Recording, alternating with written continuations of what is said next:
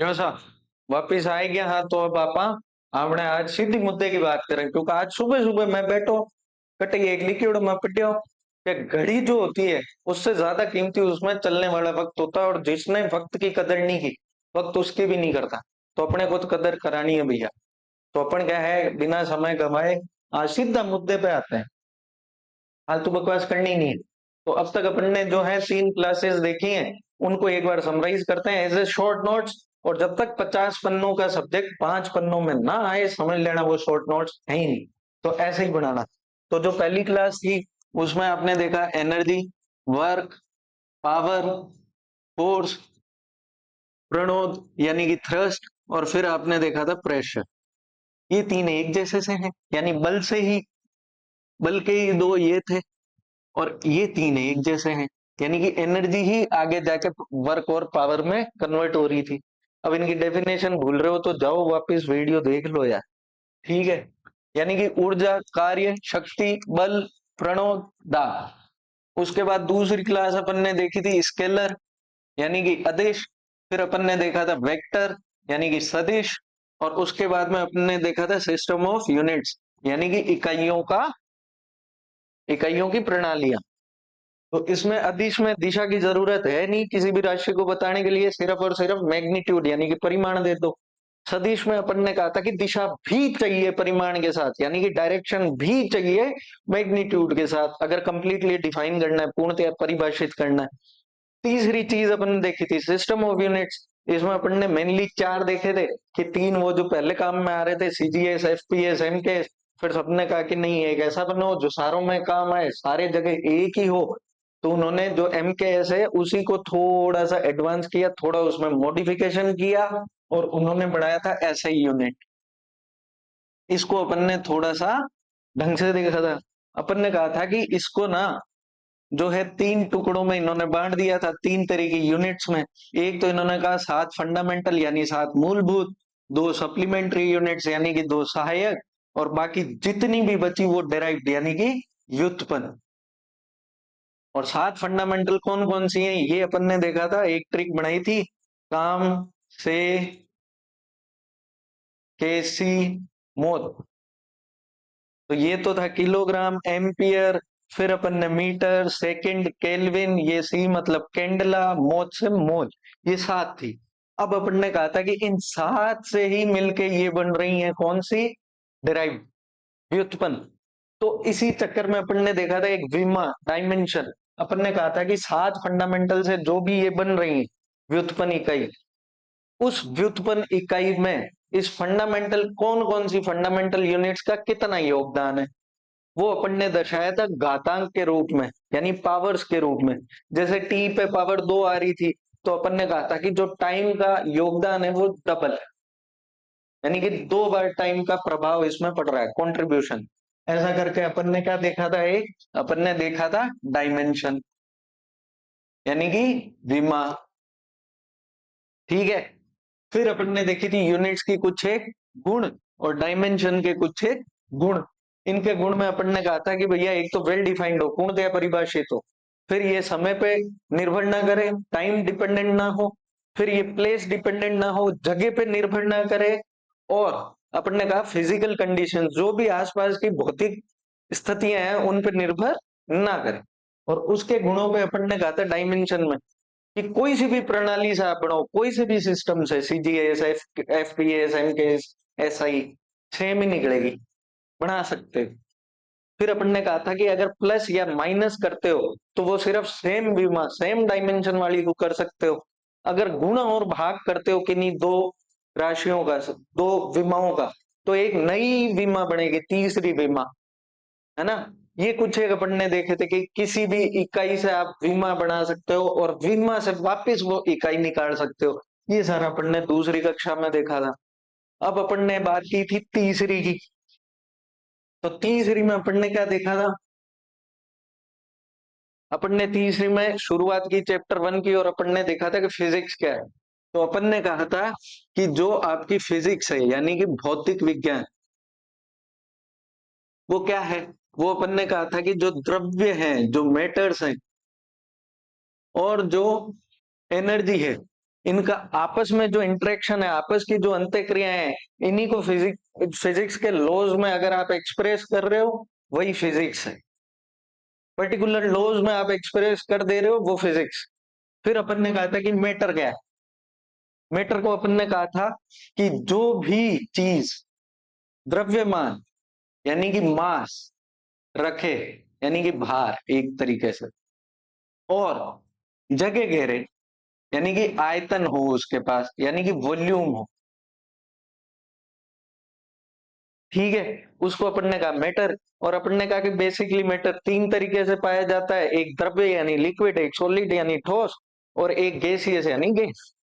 फिर अपन ने कहा था कि भाई एनर्जी, ऊर्जा का अपन ने पहले में देख लिया था, लेकिन यहाँ का कि फंडामेंटली दो तरीके की ऊर्जा पाई जाती है। ऐसे तो बहुत सारी हैं, electrical energy, mechanical energy, sound, बहुत सारा। लेकिन अपन ने कहा फंडामेंटली दो तरीके से, एक काइनेटिक एनर्जी जिसको दिखाया था हाफ एम वी स्क्वायर, और एक अपन ने कहा था पोटेंशियल एनर्जी जिसको अपन ने दिखाया था एम जी एच, यानी कि गतिज ऊर्जा और स्थितिज ऊर्जा। जो गतिज ऊर्जा है वो गति पे डिपेंड करती है, कितनी गति पे ले जाकर उसको छोड़ा है, उस गति के आधार पर उस वस्तु में जो है ऊर्जा स्टोर हो जाएगी। फिर अपन ने पोटेंशियल स्टैटिक एनर्जी, यानी कि किस स्थिति, किस हाइट पे, कितनी दूरी पे अपन ने उसको छोड़ा है, उसके आधार पर उसमें एनर्जी स्टोर हो जाएगी। ग्रेविटेशन के अकॉर्डिंग कितनी हाइट पे छोड़ा है, स्प्रिंग के अकॉर्डिंग आपने कितना उसको दबा के छोड़ा है, फिर छोड़ दो तो वो उसी स्पीड से भाग के आएगी वापस। ऐसे करके अपन ने कहा ये है। लेकिन मेनली मेरे को लगता है एक तो ये दो चीज, और एक मेरे को लगता है कि अपन ने दो चीजें पढ़ी थी एनर्जी में, एक तो कंजर्वेशन ऑफ एनर्जी, और एक अपन ने देखा था एनर्जी मास इक्वलेंस, यानी कि ऊर्जा का संरक्षण का नियम, और एक था ऊर्जा द्रव्यमान समतुल्यता या तुल्यता। कंजर्वेशन ऑफ एनर्जी, नैनम छिदन्ति शस्त्राणी, कि कोई मार नहीं सकता, यानी कोई इसको डिस्ट्रॉय नहीं कर सकता, इसको कोई उत्पन्न नहीं कर सकता, बस एक रूप से दूसरे रूप में आप परिवर्तित कर दो यानी ट्रांसफॉर्म कर दो, या एक जगह से दूसरी जगह आप स्थानांतरित कर दो यानी ट्रांसफर कर दो। फिर अपन ने ये देखा था ईएम, एनर्जी मास इक्विवेलेंस, ऊर्जा द्रव्यमान समतुल्यता। इसमें अपन ने कहा था E equal to M C square, और ये कहां से आई थी, आइंस्टाइन की रिलेटिविटी थ्योरी से। वो मैंने लास्ट के 10 मिनट में बताया था, अगर अच्छा लगा तो ठीक, नहीं तो गोली मार देना, कोई काम का नहीं। और इसमें अपन ने कहा था कोई भी मास है उसको आप एनर्जी में कन्वर्ट कर सकते हो, और पूर्णतया कन्वर्ट करने के लिए उस द्रव्यमान को लाइट की स्पीड पे ले जाना पड़ेगा, ये अपन ने कहा था। और रिलेटिविटी थ्योरी का मैंने ये कहा था अंत में कि अगर बाई चांस दो एक नंबर का क्वेश्चन आ जाए तो अपने को इतना ही लिखना है कि ये जो थ्योरी ऑफ रिलेटिविटी है ये स्पेस और टाइम के आपस में रिलेशनशिप को दिखाती है, और इसमें ये कहा गया है कि जो टाइम है, जो समय है, वो एब्सोल्यूट ना होकर रिलेटिव है, सापेक्ष है, देखने वाले की नजर पे। बस ये तीन लाइनें लिख देनी है, वो मत लिख देना देखने की नजर में, सापेक्ष का मतलब ही वो। तो अपन ने कुल मिला के 3 क्लासेस इतनी सी देखी। अब आज चौथी क्लास है, उसको मैं पहले समराइज करूंगा, पहले मैं बताऊंगा क्या पढ़ रहे हैं, क्या क्या पढ़ेंगे, और फिर आप पीपीटी देखना ताकि बहुत इजीली रट लो, और रटने की जरूरत ही ना क्या। तो आज अपन पढ़ने वाले हैं मोशन, यानी कि गति। इसमें हिंदी मीडियम वाले थोड़ा ध्यान रखना, अंग्रेजी में तो क्या है कि मोशन और स्पीड दो अलग अलग टर्म्स हैं, शब्द हैं, है ना। लेकिन हिंदी में मोशन भी गति है और स्पीड भी गति, ये ध्यान रखना, ठीक है। तो सबसे पहले अपन देखेंगे मोशन, ये होता क्या है, डेफिनेशन, परिभाषा। तो मोशन का मतलब होता है कि कोई भी वस्तु किसी रेफरेंस पॉइंट से, फ्रेम ऑफ रेफरेंस, समझ रहे हो, संदर्भ तंत्र हिंदी में, भाई अजीब सा नाम है, मेरे को याद करने में लग गए 10 से 1 मिनट। आप देख लेना कोई अच्छा वर्ड मिले या फिर यही सही है, और ये याद ना रखो तो सीधा लिख देना फ्रेम ऑफ रेफरेंस हिंदी में, अगर ये याद ना रहे तो मोशन क्या होता है, किसी पॉइंट, रेफरेंस ऑफ फ्रेम यानी पर्टिकुलर एक पॉइंट के सापेक्ष एक वस्तु की स्थिति में एक जगह से दूसरी जगह पे जो परिवर्तन हुआ है, स्थिति में जो परिवर्तन हुआ है, पहले यहां पढ़ा था फिर वहां जाके पड़ गया, समझ रहे हो। एक पर्टिकुलर समय में, उसको अपन गति कहते हैं, मोशन कहते हैं।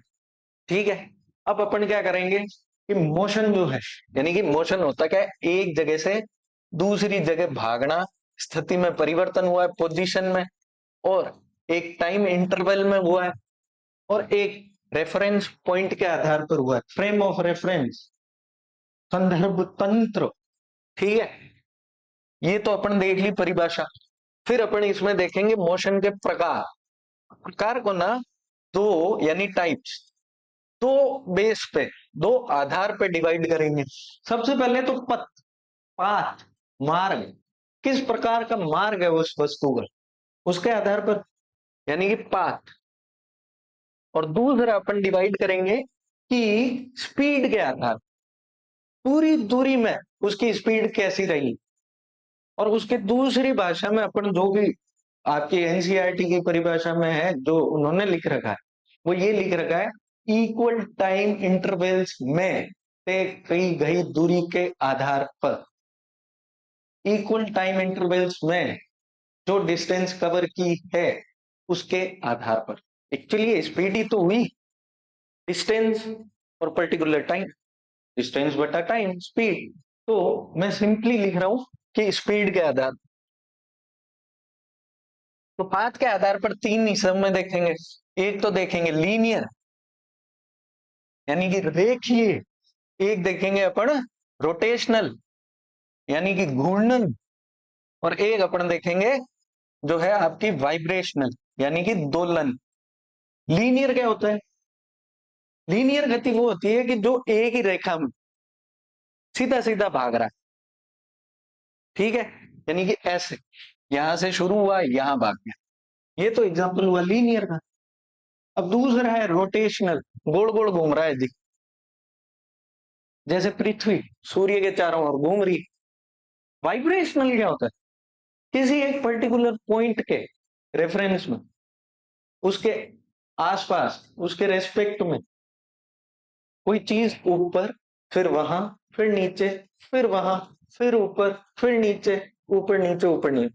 हाँ, ये दाएं बाएं भी हो सकता है, आगे पीछे भी हो सकता है। तो उस चीज को अपन कहते हैं दोलन। जैसे पेंडुलम होता है, ये मान लो एक पॉइंट है, पहले इधर गया, फिर वो वस्तु वापस यहाँ आई, फिर वो वस्तु इधर गई, फिर यहीं से वो वापस यहाँ आई, और ये ऐसे ऐसे चल रहा। तो ये अपन तीन तरीके से देखेंगे पाथ के आधार पर। फिर अपन देखेंगे कि भाई स्पीड के आधार पर, यानी इक्वल इक्वल इक्वल टाइम में अपन तोड़ देंगे टोटल टाइम को, और उनमें कितनी दूरी तय कर रहा है, यानी speed. Actually particular time interval में उसकी स्पीड क्या थी, उसके आधार पर।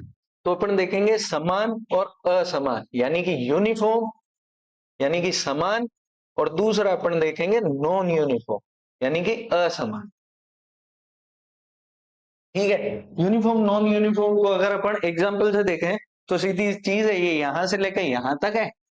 अगर ये तीन हिस्सों में अपन टाइम को तोड़ते हैं, तीन इक्वल हिस्सों में, एक्चुअली तीन बराबर हिस्सों में, सॉरी,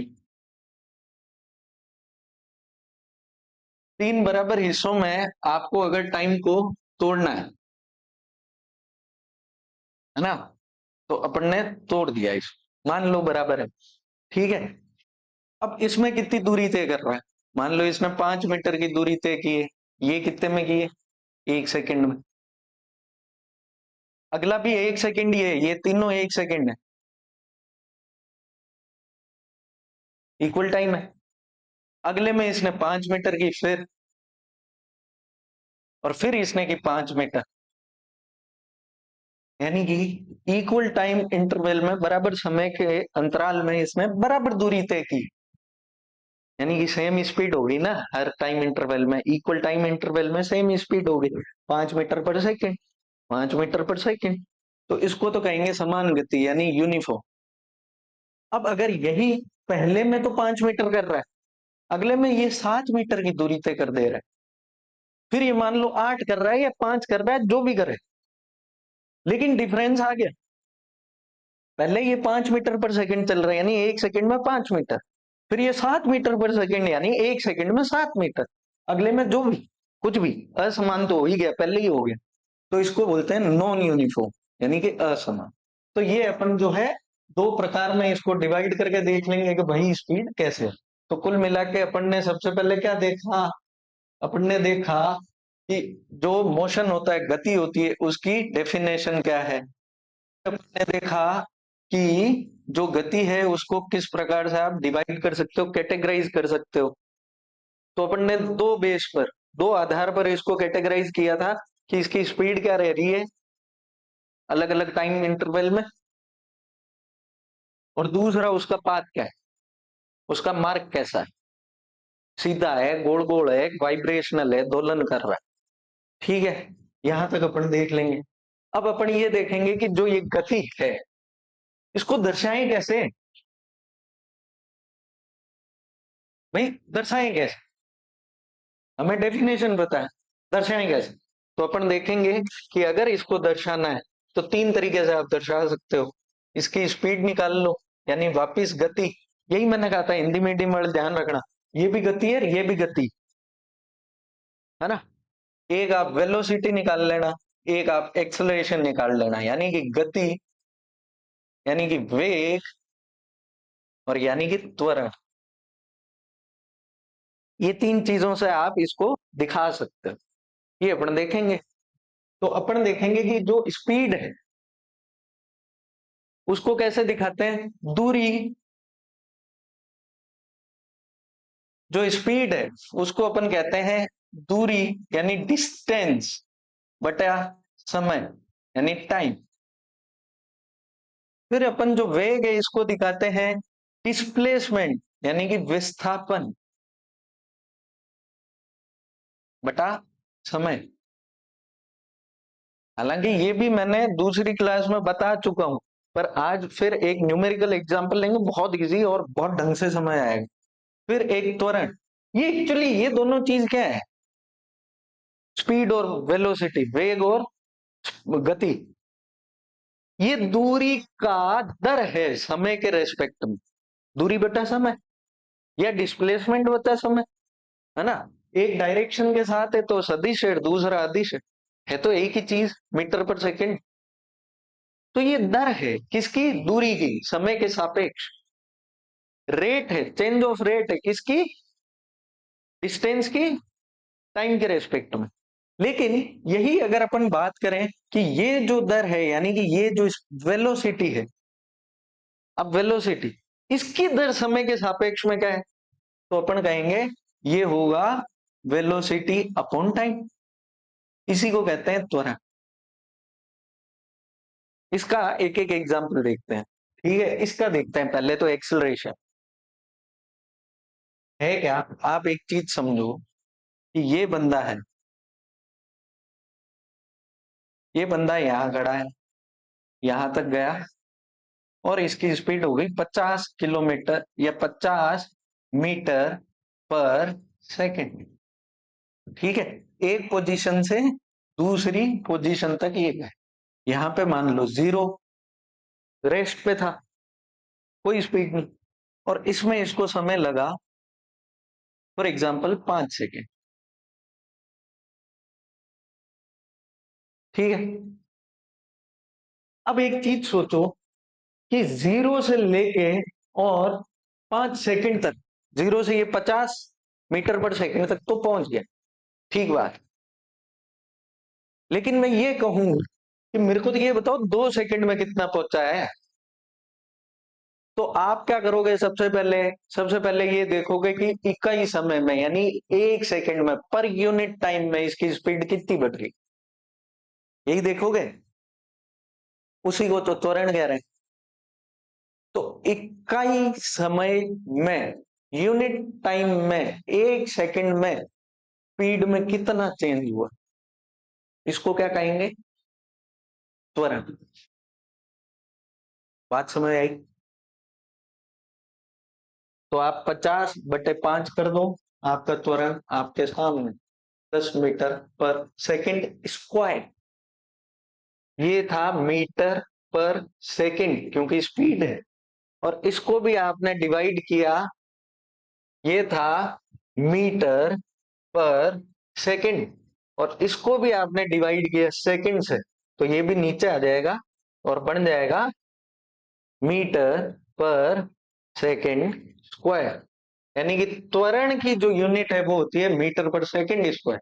और ध्यान रखना त्वरण भी सदिश है, क्योंकि आप देखो त्वरण के जो फॉर्मूला है, सूत्र है, उसमें है वेग बटा समय, और वेग खुद सदिश है। आपको जनरली देखना हो ना, कभी कहीं ऑब्जेक्टिव पूछा जाए कि ये जो है ये चीज वेक्टर है कि स्केलर है, आज सबसे पहले उसका फॉर्मूला देख, अगर उसमें कहीं पे भी सदिश चीज है तो वो सदिश, कहानी खत्म। और छोटे मोटे पूछेंगे, ऐसे नहीं कोई बड़ा फॉर्मूला पूछ ली, अपने हो जाएगा काम। ठीक है, यहां तक अगर अपन समझ गए हैं तो अब एक बात और देखेंगे कि ये जो मोशन है इसको अपन ने दर्शा कैसे दिया। अपन ने वेग के रूप में, अपन ने स्पीड के रूप में, अपन ने एक्सेलरेशन के रूप में इसको दर्शा दिया। ठीक है, लेकिन अब कहीं आपको समय और दूरी दी हुई है, वेग निकाल दो, कहीं आपको वेग और त्वरण दिया हुआ है, दूरी निकाल लो, ये कैसे करोगे? तो इसके लिए तीन इक्वेशन दी गई हैं, लेकिन ये ध्यान रखना, आगे बताता हूं। तो अपन उसके अगले स्टेप में तीन इक्वेशन के बारे में पढ़ेंगे। ये रटनी है पर मैं रटा दूंगा, विश्वास रखो थोड़ा सा। तीन इक्वेशन पढ़ेंगे कि आप जो ये मेजरमेंट या कैलकुलेशन करोगे मोशन की, वो इन तीन इक्वेशन से कर सकते हो सारे। लेकिन ये ध्यान रखना, उसमें जो मोशन है, जो गति है, वो एक तो यूनिफॉर्म है, यानी कि समान। ठीक है, यानी कि एक्सेलरेशन कांस्टेंट है, ये ध्यान रखना। ठीक है, कांस्टेंट एक्सेलरेशन है और एक यूनिफॉर्म। ठीक है, अरे सॉरी सॉरी, एक तो कांस्टेंट एक्सेलरेशन है और लीनियर है। रोटेशनल वाइब्रेशनल में ये नहीं लगेगा, लीनियर होना चाहिए। इसका जो पर यूनिट, प्रति इकाई समय, टाइम में जो स्पीड बढ़ रही है, यानी कि त्वरण, वो सेम होना चाहिए पूरे टाइम। ऐसा ना हो कि शुरू के 2 सेकंड में तो ये 2 मीटर पर सेकंड स्क्वायर त्वरण लेके बैठा है, यानी कि 2 मीटर पर सेकंड ये जो है स्पीड बढ़ रही है, और अगले 5 सेकंड में 3 मीटर पर सेकंड के हिसाब से स्पीड बढ़ा दे रहा है ना। जो स्पीड बढ़ रही है पर यूनिट टाइम में, यानी कि त्वरण, स्पीड की दर, rate of change of velocity, ये सेम होनी चाहिए। तो इन तीन इक्वेशन में दो कंडीशन है, वो ध्यान रखना। एक तो लीनियर मोशन हो, रेखीय मोशन हो, और दूसरा कांस्टेंट एक्सेलरेशन, जो एक्सेलरेशन हो वो फिक्स हो, ऐसा ना हो बदल। ठीक है, यहां तक एक बार अपन स्लाइड देख ले, फिर आगे चलेंगे। एक बार के लिए मोशन हो गए, अब इसके अलग, हाँ एक और, ये जो तीन इक्वेशन है ना, इनसे कंफ्यूज मत होना, न्यूटन के तीन नियम अलग है और ये तीन इक्वेशन पूर्णतः अलग। कई बार बच्चे कंफ्यूज होते हैं कि ये न्यूटन के तीन नियम नहीं है, ठोकना मत उन, पूर्णतः अलग है, गलत हो जाओ। ठीक है, तो अपन इतना सा देखते हैं एक बार, फटाफट पढ़ेंगे।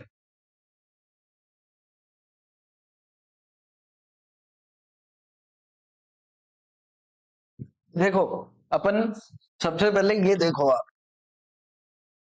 ये कौन कर गया, मेरे से पहले भी कोई पढ़ गया क्या?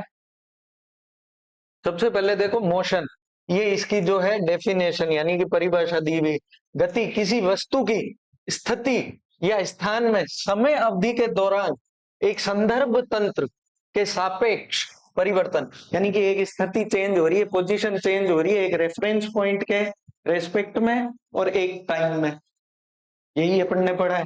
उसके बाद में ये तो हो गई आपकी डेफिनेशन। फिर अपन ने टाइप्स में देखा था, दो आधार पर था, एक तो पाथ और एक मैंने कहा था कि इक्वल टाइम में कितनी कितनी दूरी है, यानी कि स्पीड। ठीक है, उसके आधार पर तो एक तो यूनिफॉर्म नॉन यूनिफॉर्म, एक लीनियर रोटेशनल वाइब्रेशनल, ये अपन देख चुके हैं।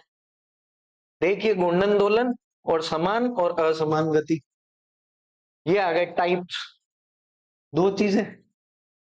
तीसरा, गति की दर को नापना, मोशन की रेट को नापना, या उसको प्रदर्शित कैसे करोगे। दर को नापने के लिए दो चीजें अपन ने देखी थी, एक थी स्पीड, एक थी वेलोसिटी, ठीक है। और तीसरा अपन ने जो वेग है उसी की दर निकाल दी, वेग को भी मार दी, या तू भी ठूक, तो वो आ गया था त्वरण।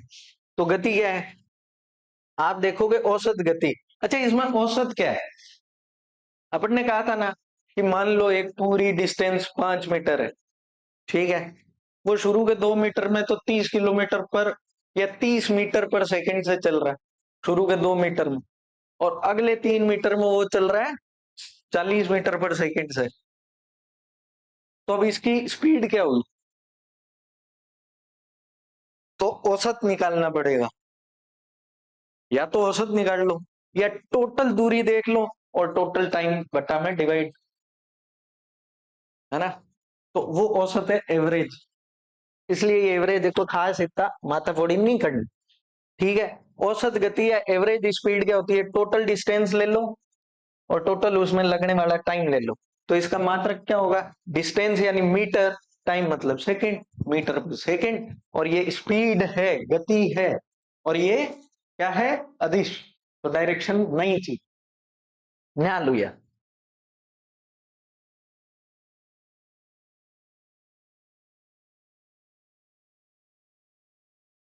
उसके बाद में अपन ने देखा था कि एक अपन देखेंगे वेलोसिटी, ये वापिस एवरेज।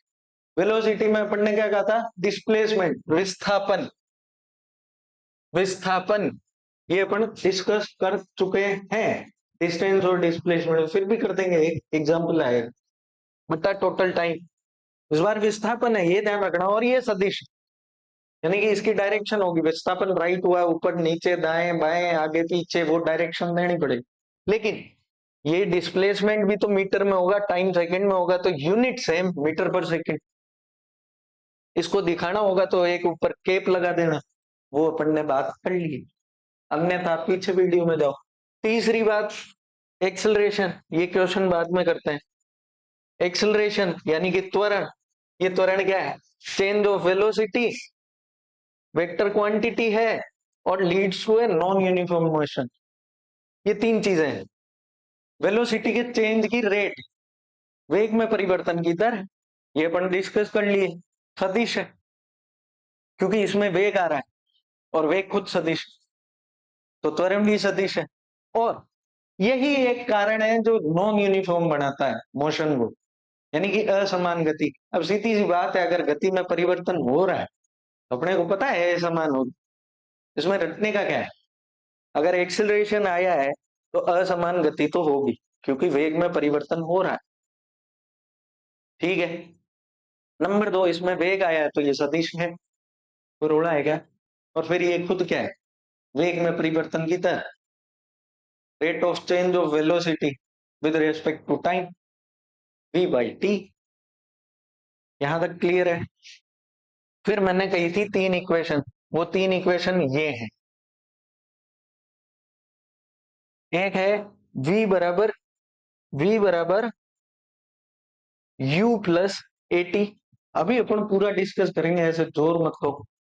s बराबर U T plus half A T square, और एक है v square equal to U square plus 2as। ये बात क्लियर हुई, देखना आप रटना कैसे वो अपन आगे बात करते हैं, पहले ये अपने क्वेश्चन कर देते हैं जिसमें आपको डिस्प्लेसमेंट और ये सारे माथाफोड़ी एक बार सेट हो जाए। एक उषा नाम की लड़की है, जानती हो आप, नहीं जानते, जान लो।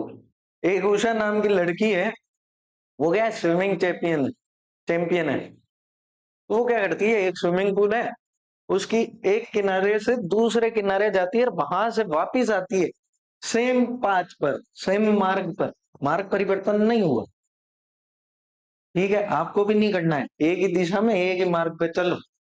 तो उषा ने क्या किया, एक किनारे दूसरे किनारे गई और एक ही मार्ग पे गई, तो टोटल उसने 180 मीटर तय कर लिया, यानी कि स्विमिंग पूल कितना लंबा है, 90 मीटर, 90 ऐसे गई होगी 90 ऐसे आई होगी, 180 मीटर इसने तय किया। और कितने टाइम में किया इसने, दिया है क्या?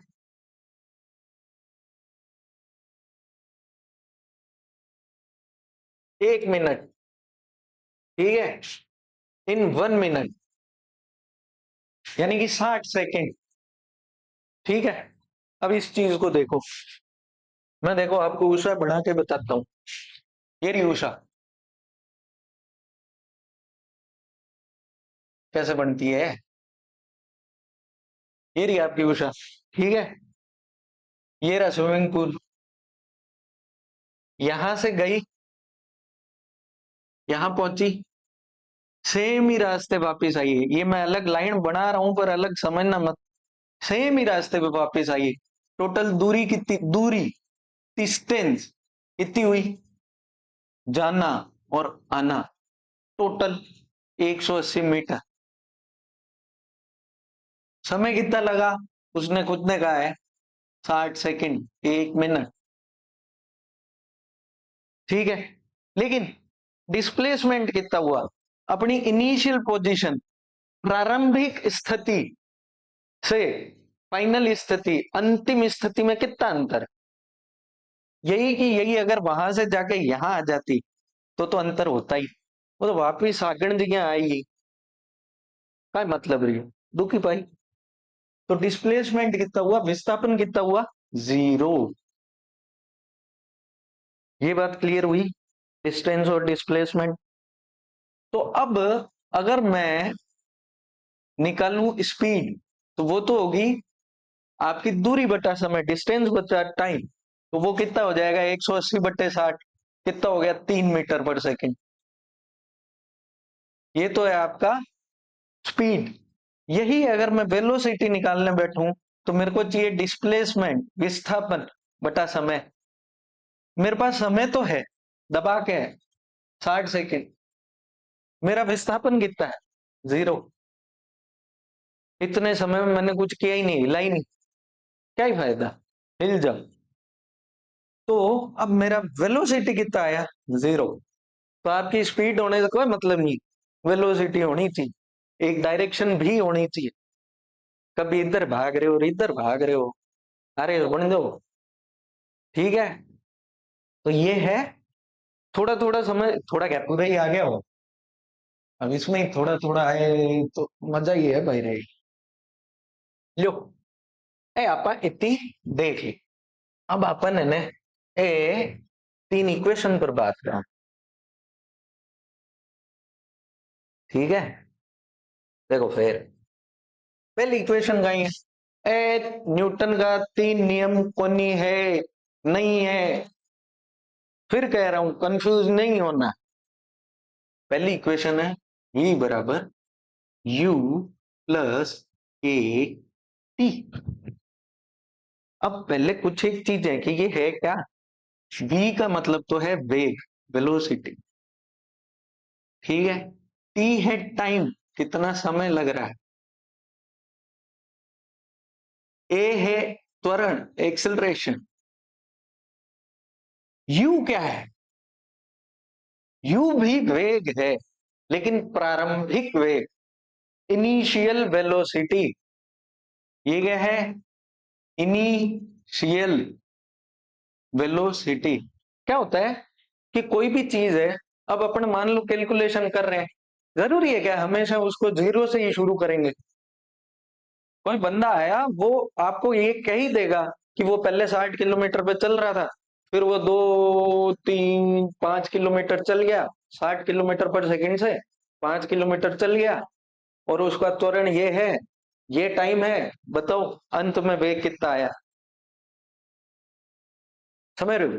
तो प्रारंभिक स्थिति भी हो सकती है।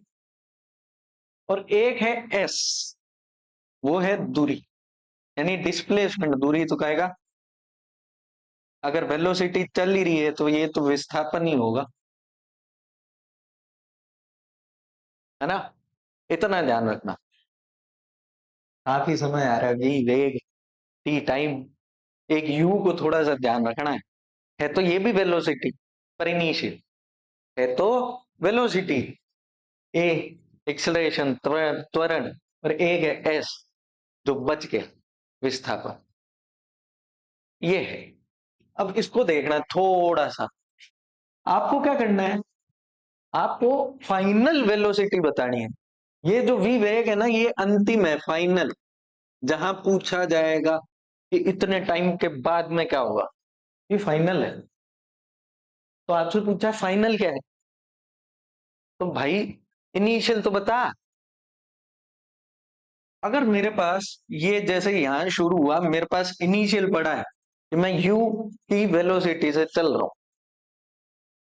अब अगर तू मेरे को टाइम बता देता है कि इतने टाइम में मैं यहां पहुंच गया हूं, और मेरा एक्सेलरेशन इतना है, यानी कि मेरा प्रति सेकंड वेग इतना बदल रहा है, तो मैं टोटल इस टाइम में वेग कितना बदला है वो बता दूंगा ना।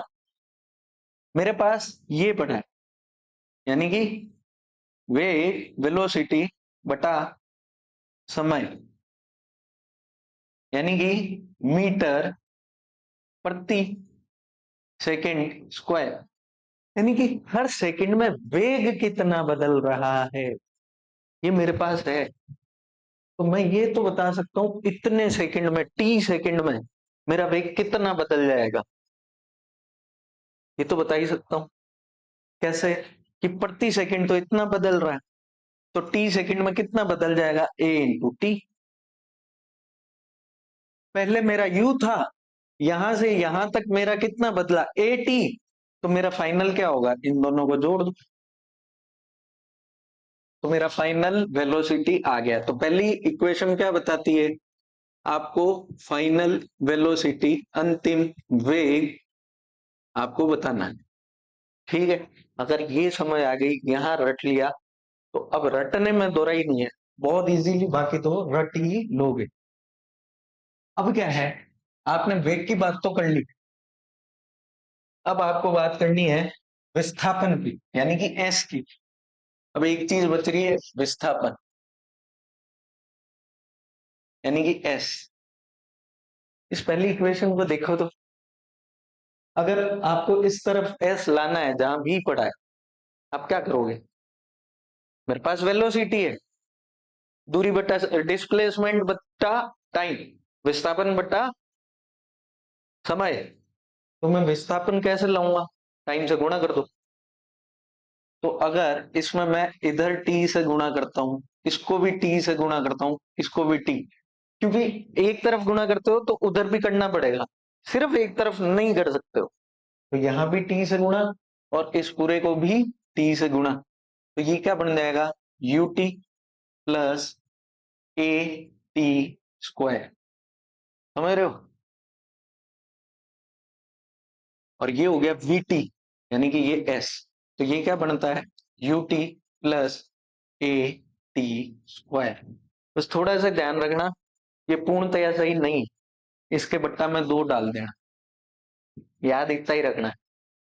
तो आपने क्या किया, वी से एस तो बना लिया, ठीक है, कैसे, आपने टाइम से गुणा कर दो, इसको गुणा टी कर दो, क्योंकि वी से एस ऐसे ही आएगा, बस रटना ये है कि लास्ट में आधा डाल देना। तीसरी इक्वेशन आती है वी स्क्वायर बराबर you square plus 2 A S. अब देखना वापस, ये दूसरी इक्वेशन हो गई है, मैं मिटा रहा हूं। अपने पास यहां क्या पड़ा है, वी, ठीक है, वही पहली इक्वेशन से ही रटेंगे अपन, u प्लस ए टी। दूसरी इक्वेशन तो अपन बना चुके हैं, क्या किया था, गुणा कर दिया था टी से। अब इस तरफ आपको स्क्वायर चाहिए, समझ रहे हो, इसमें इसी से बनाते हैं अपन। तो क्या करोगे, इसको v से गुणा कर दो, तो क्या बन जाएगा, V square U into V, और ए आ गया plus U into V plus, क्योंकि इस पूरे में भी गुणा होगा ना, फिर ए टी इंटू वी, समझ गए। ये जो टीवी है ना, वेलोसिटी इंटू टाइम, ये क्या है, डिस्प्लेसमेंट एस, बात समझ आ रही? ये ए का ए पढ़ा है। एक्चुअली देखो, है तो दोनों वेग ही। वेग इंटू वेग, स्क्वायर ऑफ वेग। ये रटने का हिसाब समझा रहा हूं। तो इस तरफ v लाना ही है, तो उस तरफ u ही रखो, उधर v कहाँ रखोगे? तो ये u का स्क्वायर बन जाएगा, वेग इंटू वेग है ना, तो u का स्क्वायर बन गया। ये बन गया a और s। वहां पे आधे का भाग दिया था, यहाँ दो से गुणा कर दो। दो का भाग दिया था, सॉरी, और यहाँ दो से गुणा कर दो। ये रटने का हिसाब है। पहली तो अपन ने लॉजिकली समझी। प्रारंभिक वेग अपने को पता है, फिर वेग अपन ने निकाल लिया कितना चेंज हुआ है पूरे टाइम में, एक्सलरेशन से गुणा करके दोनों को जोड़ दो, ये बन गई। दूसरी इक्वेशन के लिए आपको क्या चाहिए? इधर चाहिए दूरी। या फिर आपको नहीं समझ आया ना, माथापड़ी नहीं करनी, तो आप इसका क्रम बदल दो। दूसरी इक्वेशन में आपको चाहिए इसी का स्क्वायर, तो आप क्या करोगे? गुणा भी कर देना दोनों तरफ, करीबन आप पहुंच जाओगे, और दो से गुणा कर देना। अगर गुणा भी किया है तो गुणा भी कर देना, गुणा दो कर देना। समझ गए? अगर यही आप तीसरी इक्वेशन बनाना चाह रहे हो, तो अपने को इधर चाहिए एस, दूरी। विस्थापन काय की दूरी, तो इसमें आपको क्या करना पड़ेगा? v into T. एस बराबर v इंटू टी होता है, गुणा टी से कर देना। ऊपर वाली में दो का गुणा किया है, तो लास्ट में दो का भाग दे लेना। खत्म हो गया है आज का, यहाँ मतलब आज का नहीं बे, ये इतना ठीक है। अब यहां तक अपन देख चुके हैं, समझ आई बात? उषा को भी देख लिया। अब अपन कहां से करेंगे? ठीक है, देखो,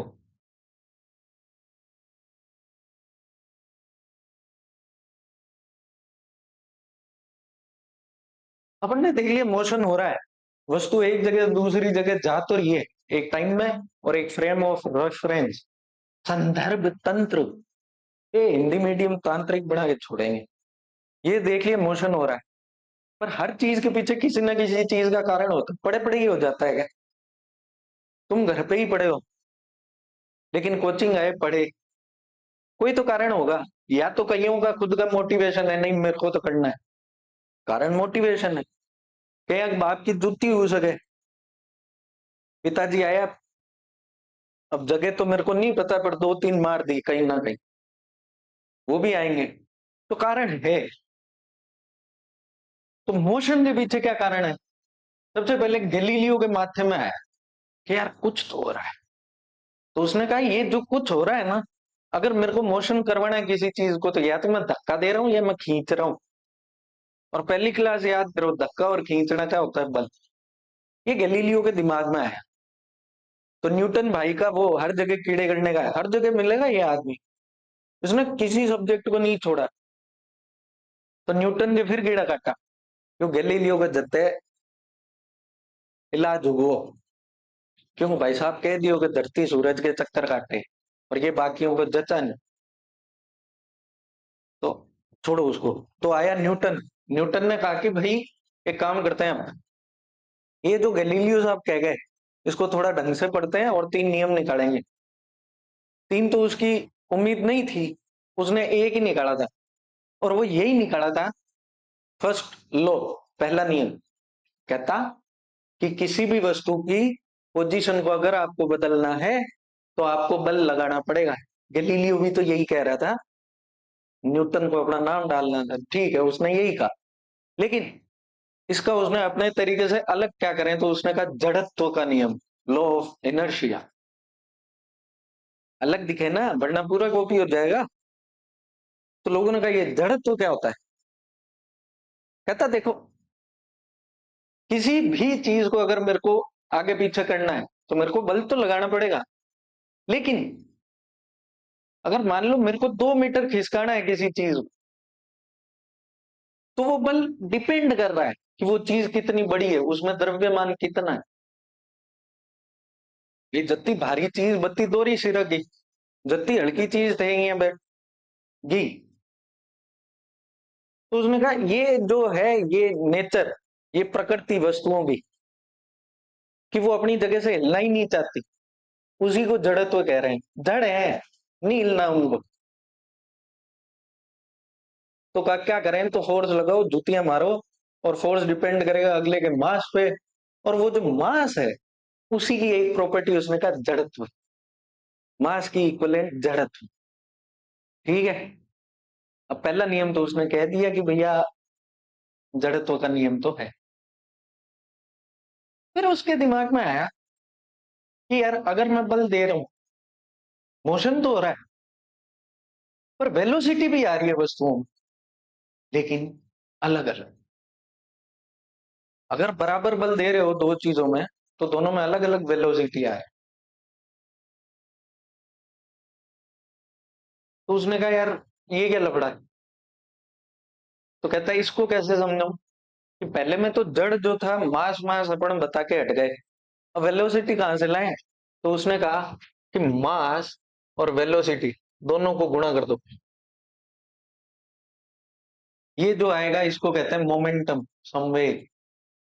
इसके आधार पर तय होगा कितना बल लगेगा। इतनी मास की वस्तु को इतनी वेलोसिटी पे ले जाना है, वो इस आधार पर अपन देख लेंगे। ठीक बात। लेकिन इसी में उसको यही कीड़ा खाया, यार बल तो देख लिया, 5 न्यूटन लगा रहा हूं,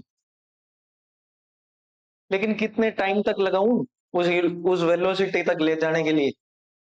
जरूरी है क्या 2 सेकंड में ही वो पहुंच जा रहा है? नहीं, टाइम भी चाहिए। तो ये ना, उसी को उसने कहा कि कोई बल कितने टाइम तक मेरे को लगाना पड़ रहा है ना, उसको उसने कह दिया आवेग, इम्पल्स। ये क्या था? मोमेंटम, यानी कि संवेग। और एक इसने कह दिया था इम्पल्स, यानी कि आवेग। और इसने कहा था कि ये है कि मैं बल को कितने टाइम तक लगा रहा हूं। और जनरली ये जो टाइम होता है ना, बहुत छोटा होता है।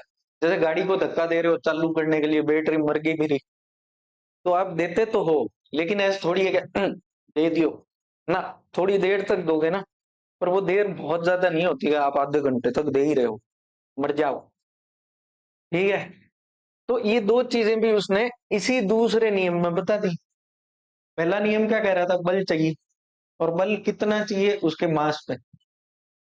तो पहले नियम में मोटा मोटी था मास और बल, और इस मास को उसने कह दिया था जड़त्व, इनर्शिया। ठीक है, यहां तक अपन पहुंच गए।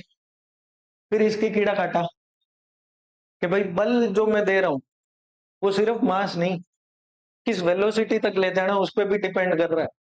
तो उसने दूसरा नियम लाया, और दूसरे नियम में दो कीड़े कर दिए, क्योंकि नियम दो है ना, दूसरा है ना, तो दो कीड़े करेगा। फिर उसने कहा सिर्फ वेलोसिटी, सिर्फ मास पे नहीं कर रहा है पहले नियम के अनुसार, साथ में वेलोसिटी पे भी कर रहा है। तो उसने कहा लो भाई, एक संवेग दे देते हैं। साथ ही साथ कहा कि भैया ये जो दे रहे हो ना बल, संवेग के आधार पे कितने टाइम तक दे रहे हो वो भी डिपेंड करेगा। तो कहता कि ले फिर आवेग भी दे देता हूँ।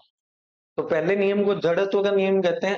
आवेग संवेग भी कहीं आ जाए तो वो दूसरा नियम ही है, ये ध्यान रखना। अब इसके कुछ एक एग्जाम्पल है, जैसे पहले को देखते हैं अपन। पहले के एग्जाम्पल ऐसे आते हैं, थांग धूड़ है, कोई अरे थांग मतलब थांगा ने एक तोलियो भी पर धूड़ लग गया अड़ी पे, आप यूं झटकते हो, धूड़ तो वहीं रह जाती है, तोलिया साइड हो जाता है। क्योंकि आपने तोलिए पे बल लगाया, धूड़ अभी भी जड़, तो जड़ मत बनो, नहीं तो धूड़ हो जाए। ठीक है। एक एग्जाम्पल है, आपका जोर जोर से वो टहनी हिलाते हो, क्या पता आम गिर जाए, और गिरते भी हैं। तो क्या है कि टहनी को तो बल मिल रहा है ना, ये टहनी है, ये तो आगे पीछे हो रही है, इस पर लटका आम अभी भी वहीं रहना चाहता है, इसकी इच्छा ही नहीं है, क्योंकि इनर्शिया है, प्रकृति ही है, खुद से नहीं होंगे, और सीधा बल इस पे लगाया नहीं, तो ये वहीं रहना चाहेगा, इसलिए टूट जाएगा। ये एक एग्जाम्पल हो गया जड़त्व का। दूसरा अपन बात करेंगे संवेग का। तो संवेग का क्या है, यार आप एक चीज सोचो कि 25 किलोमीटर पर सेकंड की स्पीड से एक गोली आई, है ना, चीथड़े उड़ा देगी। समझ रहे हो, मास कम है पर स्पीड ज्यादा है। ये संवेग का बता रहा हूँ मैं। तो इम्पेक्ट कितना हो रहा है, वो मास और वेलोसिटी दोनों पे कर रहा है। फॉर एग्जाम्पल एक काम करो आप, वेलोसिटी दोनों चीज, दो ऑब्जेक्ट बताता हूँ, एक ट्रक है और एक घोड़ी। दोनों ही आप मान लो 5 मीटर पर सेकंड पे चाल रही, ठीक है, दोनों की स्पीड सेम, लेकिन मास तो आपको पता है, घोड़ी तीती सी और ट्रक ही तो मोटो है। तो बचीड़ कौन बोला आने, ट्रक। एमवी, समवेग ट्रक का ज्यादा होगा, लेकिन यही ट्रक की स्पीड वही रहने दो, मास उसका वही है, घोड़ी की स्पीड भयानक रूप से बढ़ा। इस बार बहुत ज्यादा संवेग घोड़ी का हो गया। अब ट्रक नहीं मारेगा, घोड़ी मार देगी, ठीक है। तो ट्रक के नीचे वैसे भी मत आ जाना, मार तो वो भी देगा, ये कंपेयर था, ये था संवेग। और वो गाड़ी का धक्का तो मैंने बताइए, बल कितने टाइम तक दोगे, वो उसका आवेग का।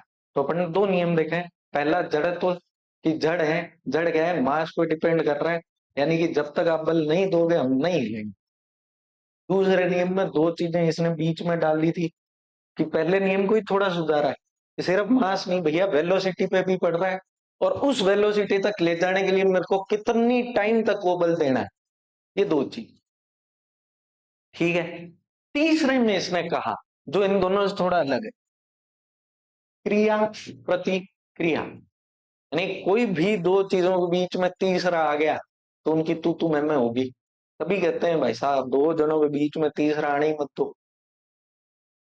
ठीक है ना। और वो तीसरा न्यूटन ही है, हर जगह आ रहा है यार। तो क्रिया और प्रतिक्रिया, अब क्या है कि क्रिया और प्रतिक्रिया में न्यूटन साहब कहते हैं कि कोई भी क्रिया हुई है, कोई भी बल लगा है, उसके बराबर, इक्वल, लेकिन अपोजिट डायरेक्शन में प्रतिक्रिया भी होगी। आपने कोई क्रिया की है, आप हथेड़ मेल लो, तो न्यूटन का कहना यह है कि उतनी ही जोर से उल्टा आपको भी पड़ेगा। होता अलग है, आपको ज्यादा जोर से पड़ता है, यहां न्यूटन फेल है, वो फेल। पर न्यूटन का तीसरा नियम कहता है क्रिया प्रतिक्रिया, एक्शन रिएक्शन, ठीक है ना। जितनी क्रिया उतना का उतनी प्रतिक्रिया, लेकिन ये प्रतिक्रिया है ना, प्रति रिएक्शन, उल्टी दिशा में। वही, बंदूक गोली छोड़ी, बंदूक आगे दौड़ी, है ना, गोली छोड़ी वो आगे भागी, लेकिन आपका तो कंधा पीछे आया, क्योंकि बंदूक का बट यहाँ लगा है, ठीक है ना। लेकिन एक मजे की बात पता है क्या है, इसमें एक चीज ध्यान रखनी, वो अपन अभी पीपीटी में देख, ठीक है। और आज की क्लास यहीं खत्म हो जाएगी। मजा आ रहा है क्या, नहीं आ रहा हो, कुछ नहीं समझ आ रहा हो, प्लीज कमेंट किया करो, मेरे हिसाब से ठीक ही चल रहा है। तो अब तक भाई, अब प्रश्न उठता है कि इस गति का कारण क्या है, फोर्स, सीधी सी बात है। लेकिन फोर्स को अपन ने जब पढ़ा था तो दो मैंने पहले ही बताए थे, संरक्षी और असंरक्षी बल, कंजर्वेटिव और नॉन कंजर्वेटिव। एक जो है पाथ पे डिपेंड कर रहा था, एक नहीं कर रहा था, ये देख लेना, ठीक। कहीं मान लो 2 4 5 नंबर में पूछ ले तो उस हिसाब से ये थोड़ा किया है। एक है बैलेंस्ड फोर्स, एक है अनबैलेंस्ड। इसको बहुत ज्यादा नहीं समझना, बहुत इजी है, यानी कि संतुलित है और असंतुलित है। संतुलित तो ये है कि दोनों बराबर अमाउंट में और अलग अलग दिशा में लग रहे हैं। देखो मैं किया नहीं एक बार, कि एक बोरी है, तो पापा इनने खींचे भी तो थे, उल्टा खींच रहे हो, तो बल दोनों संतुलित हो चुके हैं, एक दूसरे को काट दिया है, यही संतुलन है। तो फिर वो चीज मूव ही नहीं करेगी। तो अगर किसी चीज को मूवमेंट कराना है तो बल असंतुलित होना चाहिए, यानी कि एक डायरेक्शन में, एक दिशा में बल दूसरी दिशा से ज्यादा होना ही चाहिए, या दूसरी दिशा में जीरो ही कर दो, सगड़ो बल एक दिशा में लगा दो, ये असंतुलित है। संतुलित बल एक दूसरे को काट दिया है, मेन नेट फोर्स 0 आ गया। 15 न्यूटन उधर खींच रहे हो, 15 इधर खींच रहे हो, संतुलन हो गया है, चीज मूव करेगी ही नहीं, मोशन होगा ही नहीं, क्योंकि net force final equal force 0 हो गया है ना। और असंतुलित एक तरफ ज्यादा है एक तरफ कम है, संतुलन हो नहीं रहा, तो जिस तरफ ज्यादा है उसी डायरेक्शन में वो चीज मूव कर जाएगी। बस इतना ही है। बाकी हाँ, डेफिनेशन वेफिनेशन और ये पूरा नोट्स में मैंने लिखा है, आपको या तो पीडीएफ मिल जाएगी वेबसाइट पे, और या फिर आप आना क्लास में लिखवाएंगे। फिर अपन ने 3 नियम देखे थे न्यूटन के, जो अपन ने पूरी बात कर ली। इसमें ये कहता है कि जो पहले 2 नियम है ये बताते हैं कि कैसे लगाया गया बल गति बदलता है, वही कर रहा था, अपन देख लिया। और बल निर्धारित करने की विधि प्रदान करता है, यानी कि कितना बल लगाना है वो बता देंगे, ठीक है। और दूसरा ये बता देंगे कि कैसे लगाया गया बल है वो गति को बदलता है। आपने बल लगाया गति बदलेगी, लेकिन कैसे, वही तो बताया है। और दूसरा ये कह रहा है कि बल कितना लगाना है, वही दूसरा नियम है। भाई पहला नियम कह रहा है मैं बल लगाऊंगा गति बदल जाएगी, 0 पे था कुछ आ जाएगी, हालांकि इनर्शिया के अगेंस्ट रहेगी, जड़त्व के विरुद्ध। और दूसरे में वो यही कह रहा है कि कितना बल लगाऊं, कितने टाइम तक लगाऊं। अभी कितना लगाऊं वो तो उसके संवेग पे निर्धारित कर रहा है mv, और कितने टाइम तक लगाऊं वो उसके आवेग पे निर्भर कर रहा है ft। ये बात समझ आ रही है। अब उसके बाद में प्रथम नियम है, कोई वस्तु विश्राम की अवस्था में या सीधी रेखा में एक समान गति में तब तक बनी रहती है जब तक कि कोई बाहरी बल कार्य नहीं कर रहा हो। वो जिस स्थिति में वो वैसा ही रहना चाहता, चाहे वो अगर रेस्ट में है तो वो रेस्ट ही करना चाहता, अगर वो पर्टिकुलर एक वेलोसिटी पे चल रहा है वो उसी पे ही चलना चाहता, उसको चेंज नहीं पसंद। झूठी बात ये है भाई, चेंज नहीं पसंद, रिफॉर्म्स, ठीक है। तो ये अपना लॉ ऑफ इनर्शिया था, लेकिन ये कब तक नहीं पसंद, जब तक कि बाहर से कोई जुत्ता ना मारे, कोई एक्सटर्नल फोर्स काम ना करे।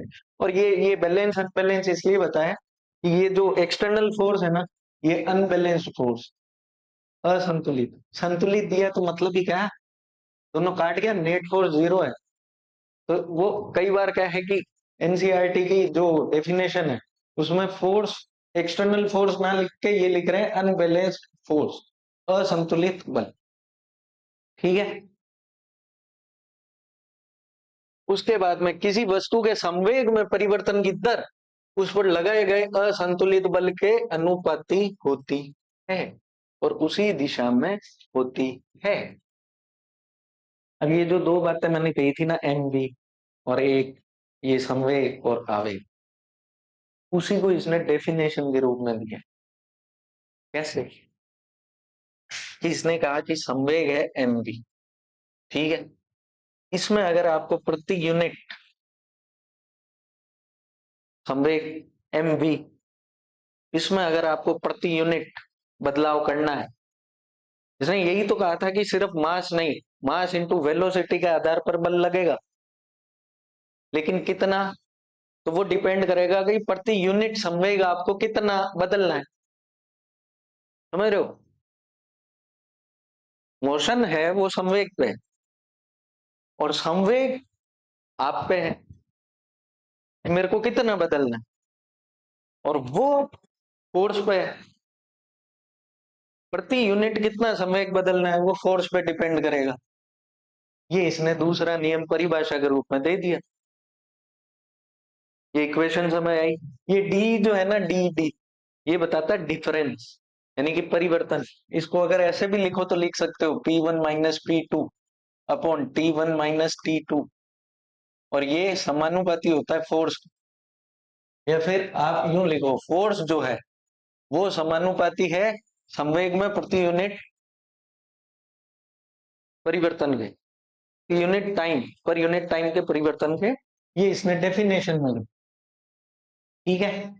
और फिर वही इम्पल्स यानी कि आवेग, अब एक सदिश है, सीधी सी बात है यार, फोर्स ही तो है, और फोर्स कितने टाइम तक दे रहे हो, वही तो आपने आवेग के रूप में परिभाषित कर दिया, F × T। जिस वस्तु का संवेग अधिक होता है उसे रोकने के लिए अधिक बल, और सीधी सी बात है यार, जगह एम भी जतो ज्यादा हो तो ज्यादा इम्पैक्ट हुए बात गोली, गोली का संवेग बहुत ज्यादा था, क्योंकि वेलोसिटी भयानक है उसकी, मास चाहे कम। अब जितना ज्यादा संवेग है उतना ही ज्यादा आपको वापस सामने बल चाहिए ना उसको रोकने के लिए। अपने में इतना है नहीं, छेद के निकल जाती है, लेकिन वो जो कांच होते हैं ना, क्या कहते हैं, बुलेट प्रूफ, उनमें इतनी है तो दाब देते हैं। तो यही ये लाइन है कि जितना ज्यादा संवेग होगा उसको उतना ही रोकने के लिए आपको बल लगेगा। ठीक है, पहले नियम में एक चीज मास, दूसरे नियम में दो चीज, वो है संवेग और आवेग। और इसमें एक एग्जांपल ये भी है कि जब कैच वैच पकड़ते हो, क्रिकेट तो खेलते ही हो, एक तो हाथ यूं ही राख होते, बॉल आर पड़े ना बड़न ज्यादा लागे, और एक अपन हाथ हल्का सा यूं नीचे लेके जाते हैं, उसमें कैच भी इजी होता है और अपने लगती भी कम। वो यही है, थोड़ा सा टाइम बढ़ा दो, उस बल का थोड़ा सा टाइम बढ़ा दो, जो वो यहाँ बचीड़ बोलान रही है ना, इम्पैक्ट, उसका टाइम बढ़ा दो। समझ गए?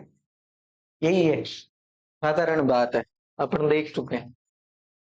दूसरा नियम ये हो ही गया है।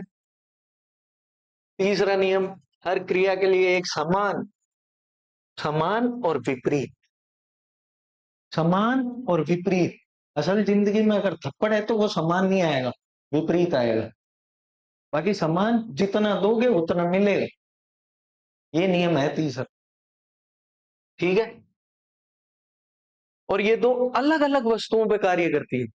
सीधी बात है यार, मैं गोली छोटी, बंदूक अलग चीज है, गोली अलग चीज है, दो अलग अलग वस्तुओं पर कार्य करती हैं, और जितनी क्रिया की है उतनी ही प्रतिक्रिया मिलेगी, लेकिन समान और उल्टी दिशा में।